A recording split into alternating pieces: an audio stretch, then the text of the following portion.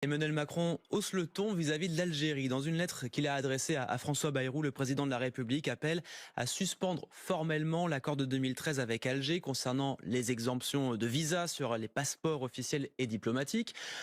Alors, disons que c'est peut-être en partie de la politique intérieure, mais je n'en parlerai pas, c'est surtout aussi de la politique étrangère. C'est-à-dire qu'il y a dans les relations entre l'Algérie et la France une mauvaise volonté claire d'Alger de rétablir des relations normales, correctes avec la France. Il y a chaque fois une exploitation d'éventuelles discordes politiques pour essayer de monter en épingle à la fois une sorte de reproche permanent sur la colonisation, alors même que la France a fait son travail de reconnaissance de cette phase, et Macron a même eu des mots extrêmement fort sur la colonisation. Et là, on a l'impression que voilà, ce pays, qui est un pays quand même, il faut pas l'oublier, dictatorial. C'est un pays qui est proche de la Russie.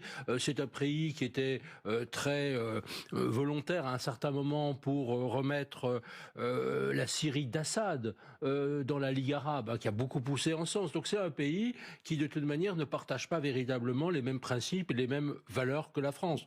Donc bien sûr, il y a aussi les affaires très concrètes de Christophe Glaise, de Boualem Sansal, qui sont effectivement des atteintes vraiment de base aux droits de l'homme. C'est quand même quelque chose de fondamental.